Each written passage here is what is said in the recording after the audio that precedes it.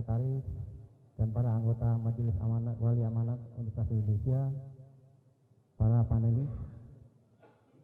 Izinkan saya menyampaikan presentasi mengenai konsep membangun Universitas Indonesia menjadi area knowledge economy.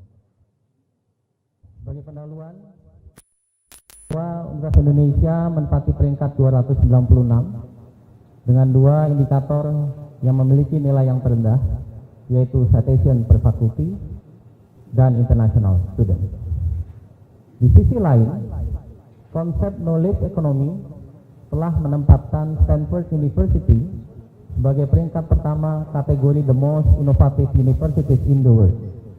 Tercatat, Stanford University menghasilkan 691 paten internasional dalam kurun waktu antara 2011 sampai 2016. Atas dasar ini, kami mencatatkan visi untuk membangun Universitas Indonesia menjadi area knowledge economy melalui entrepreneurial university.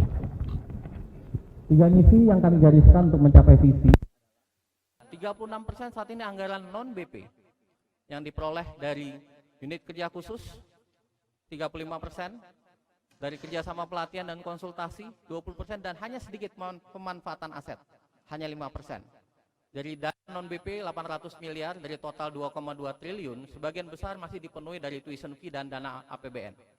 Karena itu fokus kita adalah pengembangan potensi sumber daya manusia, terutama TENDIK, dan juga pengelolaan unit-unit kerja khusus yang bisa mendatangkan revenue stream. 3 hal yang bisa dikembangkan unit-unit di UI untuk menghasilkan revenue. Yang pertama adalah unit yang dikembangkan berdasarkan knowledge based services. Ya, kita punya pusat riset yang luar biasa saat ini di dalam bidang kesehatan, di dalam bidang energi. IMERI memiliki 12 cluster riset. Saya kira bisa mengadres Sustainable Development Goals. Kita punya inovasi-inovasi yang banyak di bidang nutrisi, di bidang kesehatan. Semua itu bisa menjadi produk dan paten. Di bidang services, UI punya rumah sakit yang luar biasa, tipe B, 300 bed, kita bisa menyelesaikan masalah-masalah jaminan kesehatan nasional. UI punya student centered learning, SCALE, yang harus ditransform menjadi UI online learning center. Sudah 200 materi kuliah di-upload, 600.000 viewer, 123.000 yang akses. Tentu UI online learning tidak boleh kalah dengan ruang guru. Ini service based asset. Dan yang terakhir ada asset based. Bagaimana UI juga harus mampu mengelola aset-aset yang ada, melakukan renegosiasi dan memanfaatkan lahan-lahan yang ada di beberapa tempat, dan itu bisa menjadi lahan yang produktif. Hal selanjutnya yang tidak kalah penting adalah bagaimana UI menggarap mahasiswa. Karena mahasiswa adalah agent of change. 45.000 student body. Sangat penting bagaimana UI meng-create student-student yang siap menjadi pemimpin masyarakat. Untuk itu diperlukan mikro dan makro environment dan kesiapan faculty. Faculty bukan cuma dosen, faculty adalah mentor, adalah coach yang siap nurturing dan empowering para student. Harus dikembangkan student centered learning curriculum, digital, creative thinking, design thinking, dan collaborative learning. Satu hal yang sangat penting mengenai wawasan kebangsaan. Inovasi yang kami usulkan adalah UI Life Project. UI Life Project ini sangat penting, merupakan mata kuliah yang fokus pada budaya Indonesia dan merajut kebinekaan. Untuk tahun pertama UI Life One Project mungkin wajib untuk mahasiswa baru, kemudian dilanjutkan kembali dengan UI Life Project 1, 2, 3, 4, dan 5 yang fokus pada bagaimana sejarah penyebaran agama berdasarkan budaya, kuliah dari para tokoh, diaspora, dan sebagainya. Secara ringkas adalah 10 program unggulan Universitas Indonesia untuk mencapai visinya. Community leadership menjadi flagship kita. Karena UI adalah guru bangsa, UI adalah inspirasi Indonesia. Mewajibkan mahasiswa untuk sebelum lulus. UI punya urban development program. Saya kira Jakarta sehat, Depok sehat menjadi tanggung jawab moral kita. Disitulah letaknya kolaborasi lintas disiplin ilmu. 2, 3 adalah faculty development. Sangat penting UI merajut jenjang karir pegawai tenaga pendidikan. Pegawai UI, contohnya seperti saya, pegawai UI yang bisa menjadi guru besar dan alhamdulillah bisa maju sebagai calon rektor. Selanjutnya adalah manajemen dan diversifikasi sumber keuangan melalui public private partnership, kemudian program studi, kemahasiswaan, kolaborasi internasional, dan alumni engagement. Terakhir yang ingin saya sampaikan adalah mitigasi yang ingin saya siapkan, yang harus kita lakukan. Beberapa mitigasi terkait dengan regulasi inti, ART dan statuta UI, fleksibilitas penggunaan anggaran, reorientasi tridharma perguruan tinggi, regulasi jenjang karir dan jabatan fungsional, dan kecepatan birokrasi yang menjadikan UI menjadi organisasi yang sense and response. Tentunya visi UI ke depan didukung oleh learning and growth, business process, mengayomi semua stakeholder, dan didukung oleh financial structure yang cukup, mencapai visi membangun knowledge ekonomi melalui entrepreneurial university. Terima kasih. Selamat sore. Assalamualaikum warahmatullahi wabarakatuh. Waalaikumsalam warahmatullahi wabarakatuh. Kita akan menuju ke panelis, berarti sekarang akan dimulai dengan Pak Handri terlebih dahulu. Disilakan 5 menit untuk tanya jawab dari panelis kepada calon rektor UI. Halo dok. Selamat sore Pak Handri. Good to see you. Presentasi yang bagus sekali. Tapi saya ingin mengajak diskusi untuk hal yang mungkin tidak dibahas banyak tadi dalam presentasi. Let's talk about collaboration. Right? And Bapak akan menjadi rektor untuk seluruhan fakultas, tidak hanya fakultas ekonomi. So let's do a bit role play misalnya. Saya multinational company, wants to do localization di Indonesia untuk berbagai bidang bisnis. Ada healthcare, ada pembangkit dan sebagainya. So saya perlu kerjasama dengan universitas, of course. And then I will come to berbagai universitas. Dan pilihan saya tidak cuma Indonesia, tetapi ada negara di ASEAN lainnya. So tell me first, why should I work with UI? Ya, terima kasih Pak Handri yang ya, mengenai kolaborasi tentu sangat penting bahwa nomor satu, UI harus ramah terhadap setiap partner. Engagement dengan partner, apakah dia pemerintah, apakah dia swasta, apakah dia industri. Oleh itu, mengingat berbagai potensi yang dimiliki oleh UI, tidak akan berarti kalau kita tidak ramah dalam menyambut kolaborasi. Sorry, saya potong Prof. Ya. Maksudnya, coba Prof bilang jual dalam tanda kutip ke saya, kenapa saya harus kerjasamanya sama UI dibandingkan dengan universitas lain? Ya. Nomor satu, mengapa Pak Handri harus bekerja sama dengan UI? Karena we are the best in Indonesia. Ya. Kita punya semua potensi sumber daya yang dimiliki, dan kami sangat yakin bahwa potensi sumber daya manusia yang dimiliki oleh UI mampu mengenhance aktivitas kolaborasi kita. Yang ketiga, UI adalah etalase Indonesia. Apa yang dikerjakan oleh UI akan di-copy paste oleh yang lain di seluruh Indonesia. Jadi kalau Bapak masuk entry melalui UI, maka niscaya kolaborasi kita akan cepat menjalar ke seluruh bagian di Indonesia. Dan untuk itu, kita akan persiapkan kolaborasi yang sangat cepat. Kita punya satu pintu kolaborasi di UI sekarang. Kita akan jadikan satu antara Direktorat Kerjasama, Direktorat Pengelolaan dan Pengembangan Usaha, dan Badan Layanan Legislasi Hukum. Nah, itu adalah bagian yang penting sekali, karena pengalaman saya harus berhubungan dengan banyak orang untuk itu. Ya, satu pintu kolaborasi, kita tentu tidak mau kalah ya dengan banyak pemerintah daerah sudah mengembangkan PTSP. Jadi UI juga one stop collaboration. All the collaboration stop in one unit. Sehingga nanti Bapak datang, kita akan selesaikan, duduk bersama, win-win solution. Tentu sangat penting legal office, baik legal office dari Bapak dan legal office dari UI, sehingga menetapkan apa hak dan kewajiban, apa tujuan, berapa funding yang Bapak kasih, berapa intellectual property yang UI berikan, dan apa nanti di akhir, apa hasil akhir dari kolaborasi ini.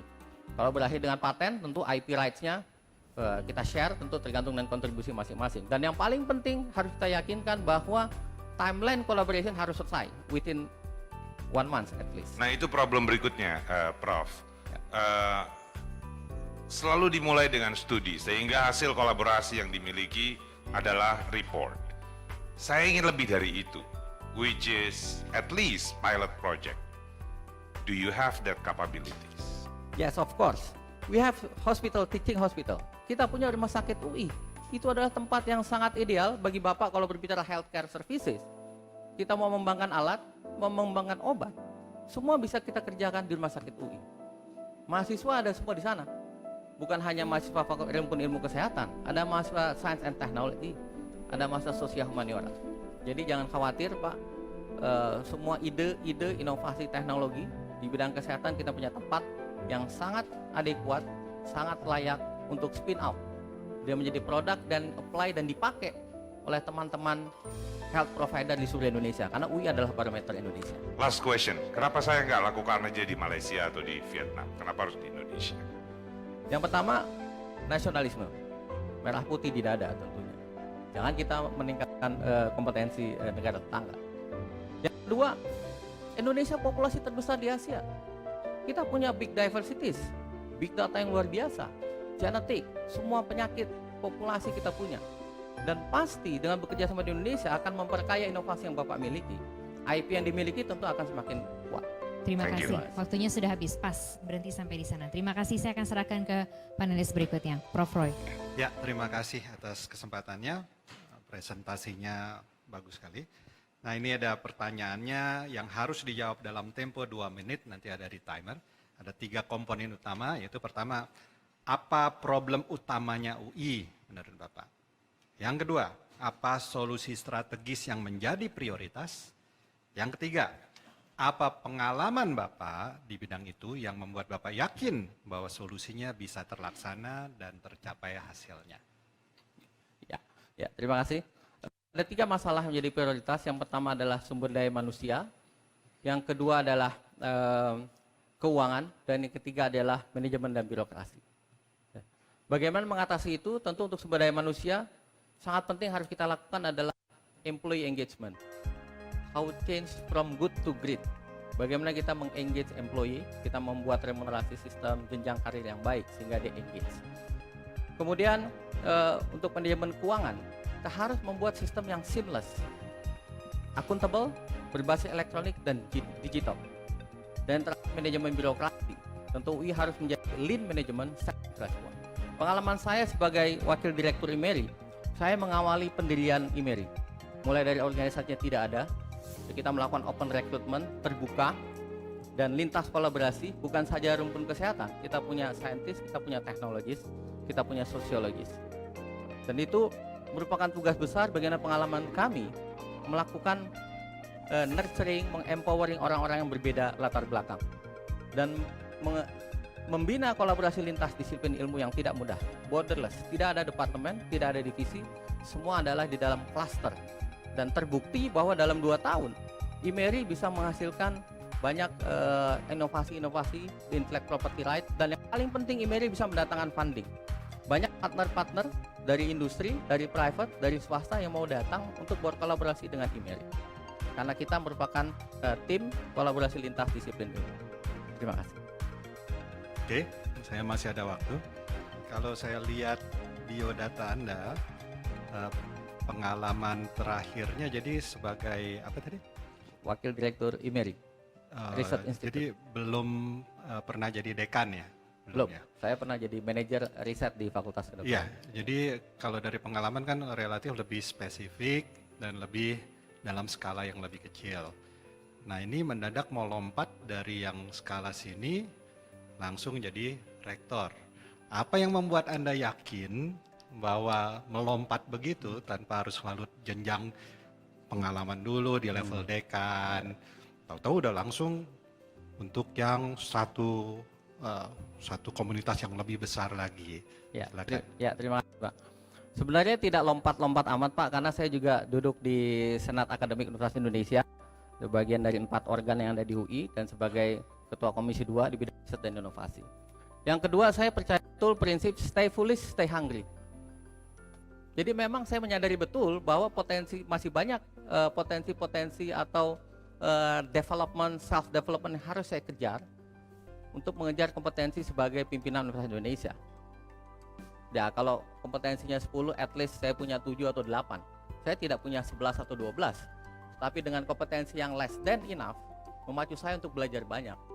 Memacu saya untuk meng-engage orang lain, meng-engage stakeholder, untuk memperkaya, meningkatkan kemampuan saya. Terima kasih. Oke, pertanyaan terakhir. Dalam suatu organisasi yang besar, nanti pasti ada konflik-konfliknya. Pernah nggak punya pengalaman konflik yang cukup signifikan? Kemudian bagaimana mengatasi konfliknya? Silakan. Ya, pengalaman saya sebagai manajer riset di Fakultas Kedokteran Universitas Indonesia, ada beberapa konflik terkait dengan sumber daya manusia misalkan. Saya duduk sebagai manajer riset Fakultas Kedokteran Universitas Indonesia dihadapi pada sistem yang belum tertata rapi. Banyak konflik karena sumber daya manusia yang tidak mau bekerja, banyak sumber daya manusia yang merasa hebat tapi dia tidak mau bekerja, sumber daya manusia yang bagus tapi tidak bisa di-engage. Nah, konflik antar sumber daya manusia inilah tugas pimpinan menurut saya. Dan pengalaman ini menjadi pelajaran bagi saya bagaimana mengatasi konflik. Kita harus mengerti, memahami one by one, person by person.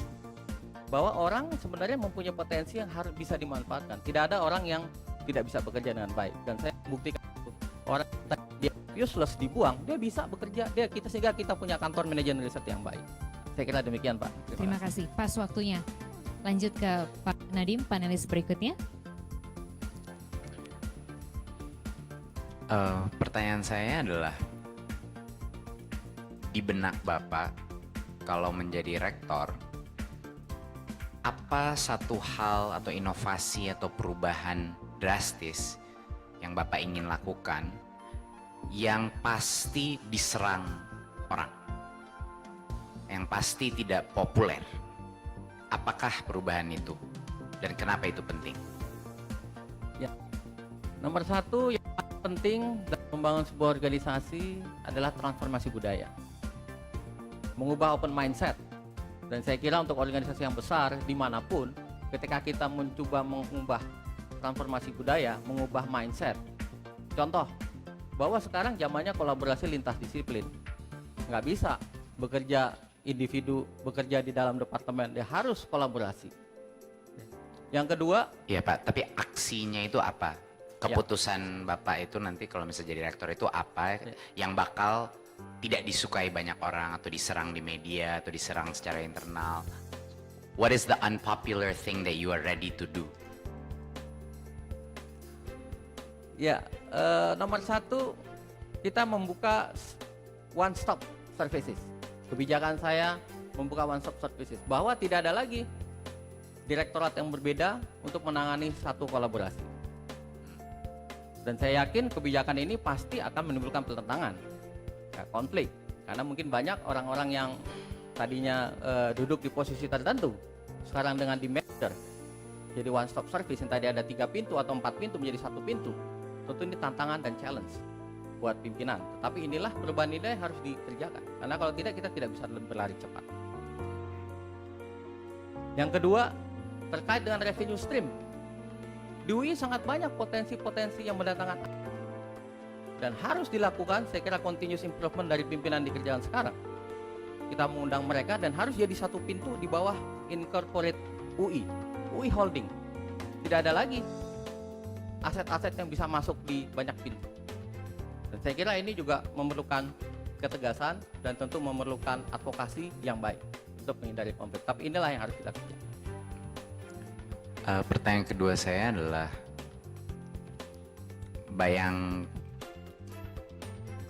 kalau Bapak bisa bayangkan, Bapak punya kesempatan untuk menciptakan universitas dari nol. Bayangkan ada universitas baru, ada dananya untuk membuat universitas dari nol.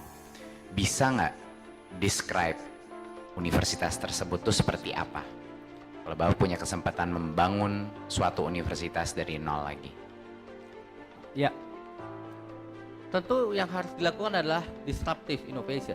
Kalau kita ingin menjadi pionir, yang ingin saya lakukan adalah menjadi digital university, virtual university. Bahwa student yang ada tidak harus dia datang kuliah. Saya akan mengundang Gojek untuk kerjasama, menciptakan digital learning, menciptakan UI Online Learning Center. Bagaimana komunikasi fakulti dan student bisa dilakukan dengan digital. Bagaimana kuliah bisa, bagaimana pendidikan virtual reality. Bagaimana mahasiswa terjunnya ke lapangan, tidak berada di bangku kuliah. dia terjun ke industri. Kita punya teaching industry. Kita meng-create vokasi-vokasi yang sangat penting untuk diperlukan industri, meng-create startup. Dan fokus kita adalah mentranslasi ilmu pengetahuan teknologi untuk kepentingan masyarakat. Cukup? Baik, terima kasih banyak. Kalau begitu lanjut saya akan ke Prof. Komarudin. Terima kasih Mas Budi. Sebagaimana kita tahu, kampus itu bagian dari gerakan civil society. Kampus itu pusat gerakan demokrasi, pembela HAM, dan sekian banyak nilai-nilai civil society. Nah, belakangan ini saya sering dengar bahwa di kampus, termasuk di UI, ini juga tidak steril dari pengaruh-pengaruh penetrasi politik praktis, euforia reformasi, kebebasan, mimbar dan sebagainya, sehingga pengaruh politik identitas entah dari atas, dari bawah, dari samping itu juga muncul di kampus termasuk di UI, sehingga akibatnya sebagian kelompok itu terjadi pendangkalan intelektual, pendangkalan atmosfer akademik. Karena kalau orang udah masuk ideologis, itu rasionalitas semakin menurun, yang ada emosi, close ended. Kalau scientific itu kan open ended, kalau ideologi itu kan close ended. Sehingga kemudian misi kampus sebagai epistemic community yang melahirkan ilmuwan, skeptical society dalam arti tidak absolutistik, itu kan ciri-ciri kampus itu kan. Tapi ketika ideologi itu kan kemudian kultur budaya itu kan hilang. Kalau sinyal informasi itu betul, bagaimana Anda sebagai rektor kemudian membaca apakah betul itu, dan kalau iya bagaimana kemudian sebagai rektor menyikapi? Baik, terima kasih Pak Komarudin. Jadi prinsip mahasiswa yang harus ada di universitas sebagai pusat peradaban, dia harus sehat jiwa, raga, dan ideologis. Saya sepakat Pak dengan Bapak. Oleh karena itu, yang harus kita lakukan adalah preemptive management. Kita harus memasang benteng promotif. Itu yang paling ideal yang kita kerjakan. Tetapi kalau seperti Bapak sampaikan bahwa sudah masuk, paham itu, dan kita identifikasi itu benar, maka kita lakukan sesuai dengan peraturan, sesuai dengan bylaw. Ya, bylaw ini sangat penting. Bagaimana 4 pilar kebangsaan kita, NKRI, Undang-Undang Dasar 45, Pancasila, menjadi hal yang sangat, dan Bhinneka Tunggal Ika menjadi hal yang sangat penting. Jadi siapapun itu, bylaw ini berlaku untuk student dan juga untuk faculty. Dan di UI saya kira kita punya sistem pembimbing akademik. Saya percaya betul kepada pembimbing akademik untuk mengawasi mahasiswa-mahasiswanya, mengidentifikasi mahasiswa-mahasiswa yang rentan, yang beresiko untuk disusupi ideologis. Biasanya adalah mahasiswa yang mengalami masalah, goncangan dalam studi, akademik, kesulitan keuangan dan sebagainya. Dan saya tugaskan pembimbing akademik untuk membawa 20 mahasiswa, dan dia identifikasi deteksi dini. Dan yang kedua dari fakulti sendiri, tentunya dalam mendeliver kuliah-kuliah yang sangat sensitif dengan ideologi, katakanlah kuliah agama, harus kita nyatakan betul dengan tornya, dengan jelas bahwa tidak boleh masuk paham-paham atau filosofi-filosofi yang bertentangan dengan 4 pilar kita. Sebentar, itu baru asumsi, hipotesas, atau memang kondisi real sudah terjadi? Saat ini yang sudah ada di UI punya sistem, punya bylaw, kemudian UI juga punya sistem pembimbing akademik untuk mengatasi ini semuanya. Nggak, maksud saya penetrasi ideologis itu baru sekedar dugaan atau sudah terjadi? Ya, report banyak publikasi intoleran. Kalau saya menyatakan intoleran Pak, bukan radikalisme, intoleran. Intoleran mungkin yang ada. Kalau radikalisme saya tidak percaya dari UI. Intoleran mungkin ada. Beberapa ajaran yang mengakibatkan intoleran, dan menurut saya itu sangat sama sekali tidak baik untuk tatanan kehidupan, tatanan sosial. Oleh karena itu kami mengadresnya, inovasinya ini adalah nanti dengan UI Life Project. UI Life Project ini memperebutkan skala rektor ya tentang budaya, tentang kebinekaan, dan itu berlangsung terus setiap tahun. Ini akan kita kerjakan ke depan, dan kita fokus tentunya, dan fakulti juga harus memberi contoh tentunya. Fakulti ada sebagai role model. Ya, tidak boleh fakulti mencontohkan tindakan-tindakan intoleran. Apalagi saya di kesehatan jelas kita memegang sumpah Hipokrates. Tidak ada sara dalam melakukan pelayanan. Ya, saya harus intoleran, mohon maaf karena waktu, bukan karena apa-apa. Terima kasih banyak. Kita berikan tepuk tangan untuk calon rektor UI dengan nomor urut 4, Prof. Budi Wibeko. Terima kasih banyak, sukses untuk Anda, Prof. Terima kasih. Assalamualaikum warahmatullahi wabarakatuh. Waalaikumsalam warahmatullahi wabarakatuh. Terima kasih banyak.